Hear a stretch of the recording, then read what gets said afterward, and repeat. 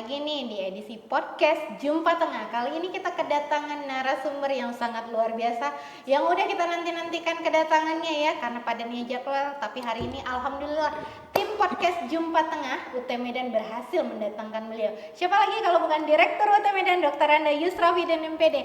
Halo Bunda. Halo juga Eka, apa Kita kabar? salam Jumpa Tengah dulu boleh? Boleh dong. Oke, podcast Jumpa Tengah. Tengah. Oke, asik. Kapan lagi bisa ngajak direktur tosan ya kan? Ala Jumpa Tengah, podcast UT Medan yang memberikan informasi terupdate, teraktual, dan juga terpercaya pastinya untuk memberikan pelayanan prima kepada seluruh mahasiswa yang ada di seluruh Indonesia, khususnya di wilayah Sumatera Utara. Bunda, apa kabar nih? Alhamdulillah, kabar baik Eka. Boleh menyapa sahabat UT Medan terlebih dahulu Bun yang menyaksikan acara kita? Boleh, terima kasih. Halo sahabat UT Medan yang sangat istimewa. Salam jumpa dengan saya Ibu Yus, Direktur UT Medan bersama Kak Eka dan juga bersama seluruh staf UT Medan. Kami sangat bangga dan senang bisa hadir di tengah-tengah teman-teman semua. Iya, Bunda, makasih banyak nih padannya jadwal nyempetin waktu untuk ngisi acara kita. Ya Alhamdulillah Eka, saya juga senang bisa hadir di kesempatan ini, bisa berjumpa dengan teman-teman kita dan akhirnya kita juga bisa jumpa tengah ya, karena Jumpa Tengah. nggak bisa ketemu kemarin, nggak bisa ketemu besok ya, hari ini jumpa tengah Iya, kita. Jumpa Tengah. Sesuai dengan judul kita ya, Bun ya. Sesuai banget Eka, Oke. keren. Bunda, apa nih kesibukannya nih, Bun? Bisa diceritakan supaya menjawab penasaran. Biasanya kan kalau acara UT segmen pertama biasanya direktur nih. Nah, ini Ya. udah segmen yang kesekian nih baru Direktur UT Medan berhasil kita datangkan. Silakan, Bunda. Iya, baik. Terima kasih Eka. Teman-teman, kesibukan kita pada saat ini tentu sudah dikenal semua ya. Kan UT itu sebagai perguruan tinggi negeri menyelenggarakan pendaftaran atau penerimaan mahasiswa baru itu satu tahun 2 kali. Nah, sejak bulan Juni sampai Agustus nanti kita sedang disibukkan di dalam penyapaan mahasiswa kita atau calon mahasiswa kita, kemudian mengenalkan UT kepada seluruh masyarakat yang ada di Sumatera Utara ini.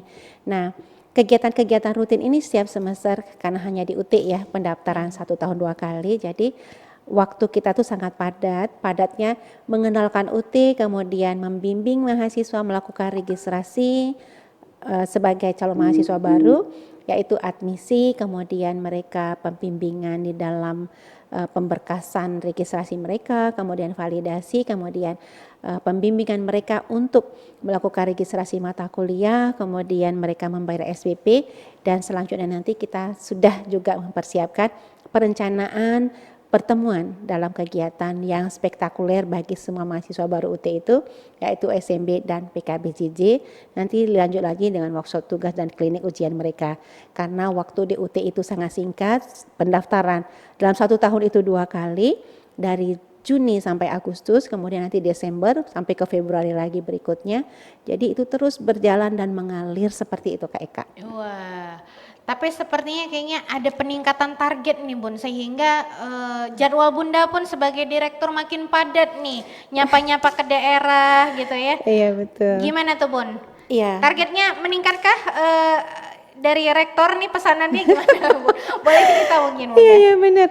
Iya Eka, artinya begini ya, pemerintah itu kan sudah mulai memperdulikan atau memperhatikan ya tingkat kompetensi sumber daya manusianya ya. Nah tentu kompetensi kependidikan jenjang pendidikan tinggi itu juga menjadi perhatian utama pemerintah. Nah karena APK perguruan tinggi di Indonesia itu masih sangat rendah, jadi itu harus ditingkatkan dan barangkali ini menjadi tugas semua rektor ya. Nah khusus untuk rektor Universitas Terbuka itu UT itu harus punya 1 juta mahasiswa. Wah, pesanannya nggak nanggung-nanggung ya Bun ya? Nggak nanggung-nanggung 1 Eka. juta. Siapa nih Bun yang ngasih pesanan? 1 juta mahasiswa, wow. Siapa lagi kalau bukan atasan ya? Atasan rektor kita tentu Pak Menteri. Mas Pendidikan, Menteri nih Mas kayaknya Menteri ya, yang punya kerjaan ya. gawe gitu ya, untuk meningkatkan kompetensi SDM seluruh Indonesia, meningkatkan pendidikan jenjang pendidikan tinggi. Jadi Universitas Terbuka Indonesia harus punya 1 juta mahasiswa. Nah sekarang itu kan target itu ditargetkan oleh Pak Rektor 1-2 tahun ke depan ya. Iya, Nah benar. untuk semester ini 2023 titik ganjil sekarang ini, kita harus punya 1,5 juta. Setengah juta seluruh wilayah Indonesia. Ya, Medan seluruh. kebagian berapa nih Bun? Medan itu kebagiannya itu harus punya mahasiswa baru 9.000. Nah, Wow. sekarang ini kita sudah alhamdulillah ya sudah dapat 7.029 mahasiswa per hari ini. Per hari ini ya, per tanggal 3 Agustus sudah 3 7 Agustus. ribuan orang Betul. mendaftar admisi ke Universitas Terbuka Medan. Nah, kalau secara nasional Eka, kita sudah punya 200.000 lebih ya. Calon mahasiswa dari UT Aceh sampai ke UT Sorong dan ke UT Layanan Luar Negeri sudah ada 200.000 dan UT Medan saat ini sudah ada di 7.029. Nah, ini terus kita tingkatkan, kita kenalkan UT itu kepada seluruh masyarakat dengan berbagai upaya kita agar APK perguruan tinggi Indonesia itu bisa meningkat. Jika UT punya 1 juta mahasiswa. 1 juta ya, angka yang nggak nanggung-nanggung dibuat sepertinya ya. Berat. Tapi sepertinya nih staf UT Medan bersama jajaran pimpinan kayaknya bahu-membahu nih mewujudkan itu ya Bun ya. Luar biasa, keren banget. Kekompakan itu adalah senjata kesuksesan ya. Suksesnya kita jika kita bersama. Jika satu jari hanya agak sulit meraih apa-apa, tapi ketika sudah bermain dengan jari-jari yang lain, semua bisa kita genggam. Jadi 9.000 itu untuk bersama staf UT Medan dan bersama masyarakat Sumatera Utara, insya Allah bisa kita raih Eka. Oke, ibarat kata sapu lidi ya Bun ya. Kalau satu yang bergerak kayaknya untuk nyapu 9.000 nggak bisa ya Bun ya. Tapi kalau staf bisa UT sih, tapi akan panjang waktunya. Panjang banget tuh pasti ya Bun ya. Lama banget. Tapi kalau bersama-sama jadi sapu lidi yang kokoh, kayaknya enggak, jangankan 9.000, 10.000 bisa kita bantai kayaknya. Insya Allah. Insya Allah. Bismillah ya Bun ya. Bismillah. Kita yakin kalau Eka terus mengawal podcast Jumpa Tengah ini, saya yakin dan percaya itu tentunya akan kita dengan raih. bimbingan dan arahan dari direktur dan juga pimpinan yang lainnya ya Bun. Iya, betul, Oke Eka. Bun, balik lagi nih. Setiap instansi kan pasti punya target ya Bun ya. Tadi Bun udah sebutin target UT Medan berdasarkan amanah dari Rektor Universitas Terbuka itu di angka 9.000 mahasiswa baru gitu. Nah, kira-kira yang sudah tahapannya ini kan panjang ya Bun ya. Iya. Dari mulai admisi, buat akun sampai pembayaran itu kan proses yang panjang gitu. Apakah yang 7.000 ini sudah melakukan prosesnya sampai tahap pembayaran uang kuliah mungkin Bun? Atau gimana? Iya, Eka kebetulan juga ya. Nah, ini dalam waktu kesempatan yang baik ini saya sampaikan bahwa dari 7.029 ini 4.500-an sudah dapat membayar admisinya. Kemudian masih banyak yang belum melakukan registrasi mata kuliah. Nah, jadi kita himbau kepada semua calon mahasiswa baru kita yang sudah berniat, sudah meluangkan waktunya melakukan admisi, membayar admisi, kemudian silahkan teman-teman segera melakukan registrasi mata kuliah dan lanjut membayar SPP, karena teman-teman yang sudah melakukan SPP tentu niatnya ingin jadi mahasiswa. Supaya tercapai niatnya menjadi mahasiswa di perguruan tinggi negeri di Universitas Terbuka, yuk segera lakukan registrasi mata kuliah dan tentu bayar SPP. Kenapa ini yang kita sampaikan? Agar teman-teman ketika sudah membayar SPP di awal-awal waktu, supaya nanti teman-teman tidak lagi nanti terburu-buru di akhirnya. Karena seperti yang saya sampaikan tadi bahwa semester ini mahasiswa baru UT itu secara nasional ada 200.000. Tentu ketika masuk di aplikasi yang sama, khawatir di akhir-akhir waktu itu semua rebutan gitu ya. Kredit, kebayang kan? Iya, kalau kayak dalam antrian tol gitu ya Bun ya, pintu tol. masuknya 1, 2 gitu, sementara kendaraannya panjang dan panjang. Iya, betul. Untuk itu teman-teman segera lakukan pembayaran SPP, tentu diawali dengan registrasi mata kuliah supaya teman-teman juga bisa segera mendapatkan bahan ajar yang dikirimkan oleh UT Pusat langsung ke alamat rumah, dan teman-teman bisa segera mempelajari semua mata kuliah yang diregistrasikan semester ini. Jika waktunya nanti teman-teman mengikuti tutorial online di bulan Oktober, tentu teman-teman sudah lebih siap karena teman-teman sudah mulai mempelajari semua bahan ajarnya. Jadi itu teman-teman ya, keuntungan untuk melakukan registrasi mata kuliah dan bayar SPP ini di UT itu ya itulah satu-satunya kata kunci. Karena kan di UT Persiapannya tidak matang ada, berarti ya Bun ya. di UT itu tidak ada penambahan waktu, Eka, karena Ah, kan sudah apa ya terjadwal dengan baik semuanya. benar Seperti di benar. kalender akademik kita, ketika Mm. sudah waktu pendaftaran dibuka ya sudah, ketika dari itu nggak bisa lagi Ada melakukan tenggat apa-apa. waktu yang harus ditaati begitu ya Bun ya. Betul Eka, iya. Iya, jadi ini secara nggak langsung nih Bunda mau nyampaikan bahwasanya teman-teman yang bergabung menjadi mahasiswa di UT memang udah dituntut untuk mandiri, Betul. untuk disiplin, begitu ya Bun ya? Betul Eka. Saya percaya nih teman-teman yang sudah memilih UT sebagai apa ya pilihan untuk melanjutkan pendidikan ke jenjang pendidikan tinggi, mereka itu sudah siap menjadi pembelajar mandiri karena Oke. di UT itu syarat utamanya adalah kemandirian. Lagi-lagi ya. Kemandirian mengelola waktu, kemudian kemandirian dalam belajar, kemudian kemandirian di dalam menetapkan rencana studinya, seperti itu. Jadi keren banget lah sebenarnya kalau mereka nanti sudah apa ya masuk ke UT dan sudah terencana dengan baik seperti itu. Kalau di perguruan tinggi lain kan mereka masih ada pengingatan, kemudian Iya. ada apa ya? Perpanjangan mungkin ya Bun ya. Dari kampusnya. Nah, Benar, karena benar. UT itu mengelola mahasiswa 5,5 juta istilahnya ya.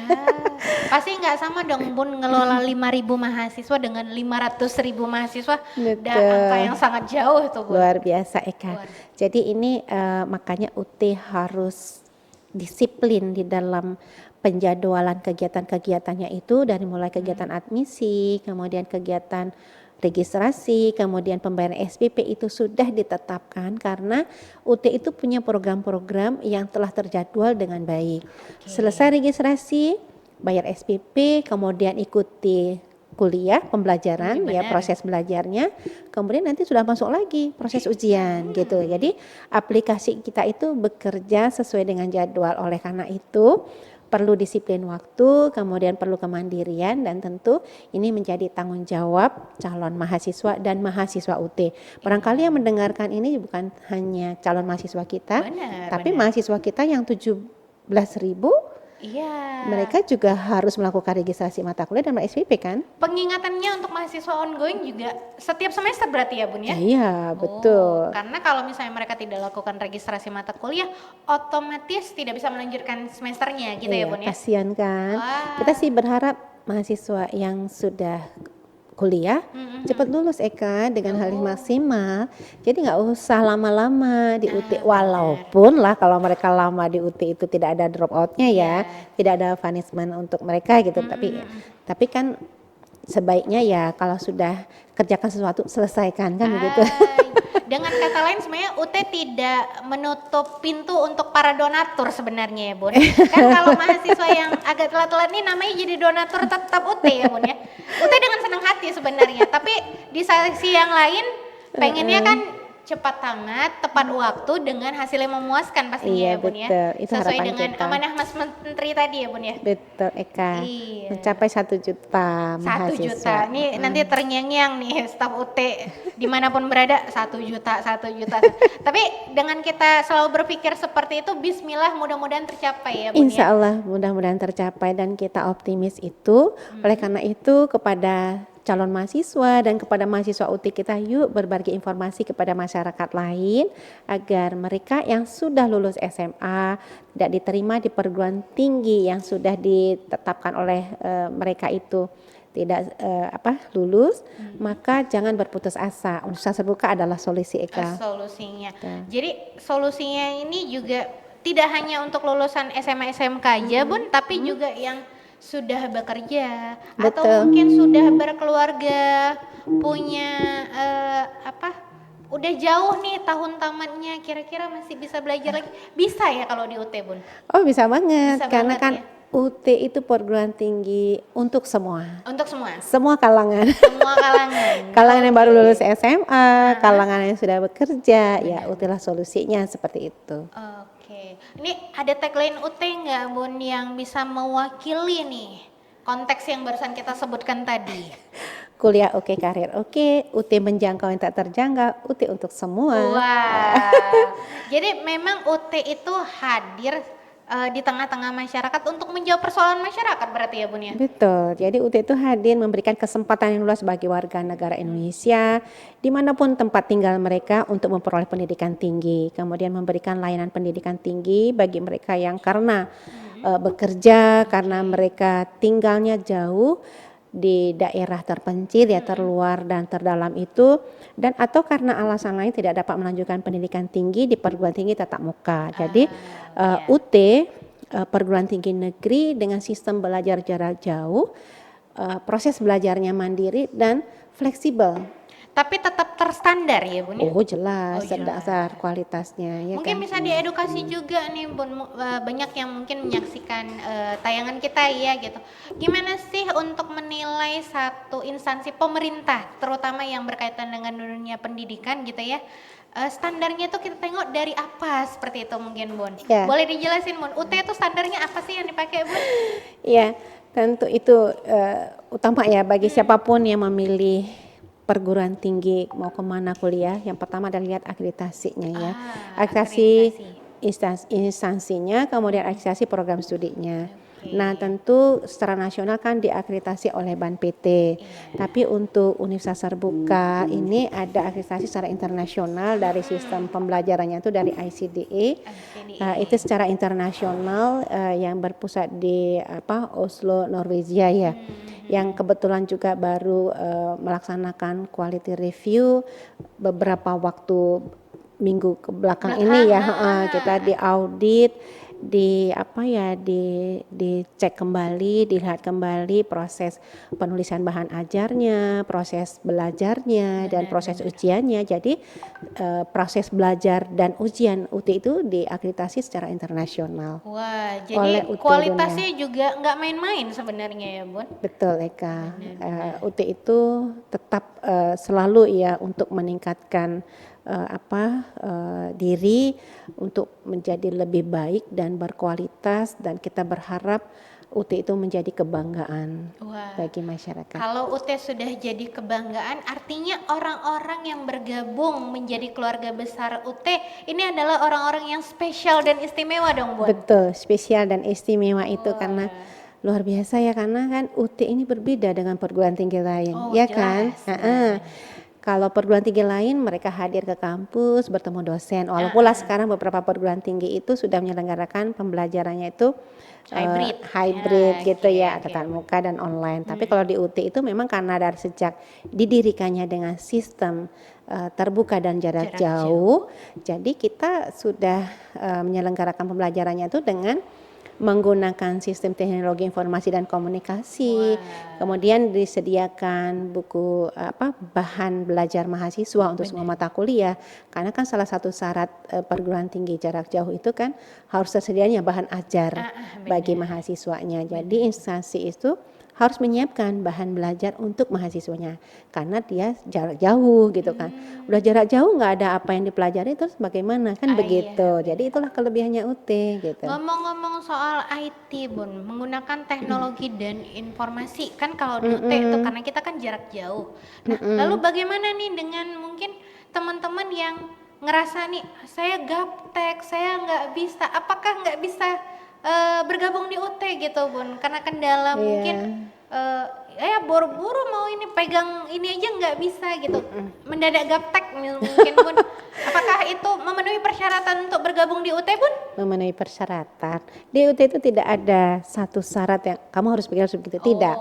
Walaupun kita sistemnya belajar jarak jauh menggunakan teknologi informasi dan komunikasi, tapi UT tetap menyediakan bahan belajar mandiri bagi mahasiswanya. Seperti saya sampaikan tadi, kita punya bahan ajar gitu ya. Nah, bahan ajar kita itu kan disiapkan cetak dan digital. Bagi mereka yang tidak bisa baca digital ya sudah ada cetak gitu. Kemudian bahan ajar mereka juga hadir di rumah mereka gitu loh. Jadi sampai di depan rumah bukunya datang. Jadi mereka tidak harus ke perpustakaan, tidak harus kemana-mana mencari bahan kuliah, tapi UT sudah menyiapkan bahan kuliah semua mata kuliah gitu. Semua program studi sudah tersedia Dan tuh. itu ditulis oleh para pakar. Betul. Penulis modul kita tuh adalah pakar-pakar terbaik dari perguruan tinggi ternama yang ada di Indonesia, dan mereka menuliskan bahan ajarnya dengan struktur bagaimana bahan ajar perguruan tinggi jarak jauh sudah ada standarnya, dan itu mudah dipelajari, bahasanya komunikatif, interaktif gitu ya. Jadi mudahlah ketika mereka baca, mereka paham begitu, karena di situ kan sudah ada juga tuh latihan-latihannya gitu ya. Jadi dalam sudah tes didesain formatif. sedemikian rupa ya Bun ya. Didesain khusus untuk mahasiswa UT. Wah, keren banget nih. Bun, mungkin terakhir nih ya Bun. Memang kalau udah ngobrol nggak berasa waktu ya Bun ya. Udah berapa lama kita Udah nih? berapa lama nggak tahu nih, tapi udah ada kode-kode ya. Begitu. Udah ada kode dari asisten Bunda jadwal berikutnya katanya. Tapi nggak apa-apa. Pertanyaan terakhir mungkin Bun. Kenapa teman-teman yang di luar sana yang belum bergabung di UT harus gabung di UT? Gitu Bun. Mungkin untuk meyakinkan, sebenarnya saya udah tahu nih tentang UT Kak, tapi kira-kira ada nggak statement yang bisa untuk menggerakkan hati saya harus menjadi bagian dari keluarga UT. Silakan Bunda. Iya, baik. Masyarakat Indonesia, khususnya juga masyarakat Sumatera Utara, tentu semua orang menginginkan mereka mendapatkan pendidikan jenjang ke pendidikan lebih tinggi. Bagi yang baru lulus SMA minimal ke D1, D3 atau S1, dan yang sudah S1 ke S2 dan S3. Nah, jenjang-jenjang itu ada semua di Universitas Terbuka. Universitas Terbuka adalah satu perguruan tinggi negeri di Indonesia, perguruan tinggi yang ke-45 dengan sistem pembelajaran jarak jauh.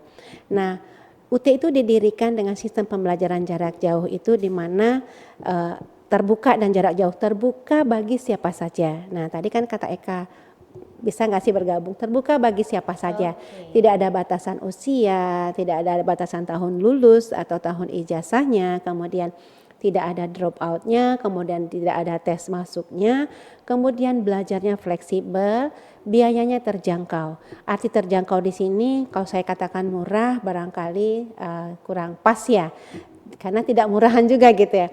Terjangkau itu artinya sesuai dengan kemampuan masyarakatnya. Punya uang 300.000 boleh kuliah satu mata kuliah. Punya uang 1.300.000 berarti dia bisa mengambil satu paket untuk satu semesternya, atau mereka punya uang 2 juta, mereka bisa ambil maksimal 20 SKS per semester. Nah, di UT itu tidak ada drop out-nya. Bagi mereka yang punya uang silahkan registrasi dan ikuti kuliah. Bagi mereka yang tidak punya SPP atau uang untuk bayar SPP, silakan mereka istirahat tanpa dibebani dengan biaya-biaya lain. Kemudian di UT itu karena sistem kita belajarnya jarak jauh, jadi tidak ada kampus, tidak ada uang pembangunan. Karena kita belajarnya jarak jauh, modul sudah hadir di rumah, artinya tidak harus mengeluarkan uang lagi untuk ongkos pergi ke perpustakaan, pergi ke kampus untuk belajar. Jadi bagi masyarakat dimanapun berada yang ada di semua kabupaten kota di Sumatera Utara, teman-teman bisa bergabung dengan Universitas Terbuka Perguruan Tinggi Negeri.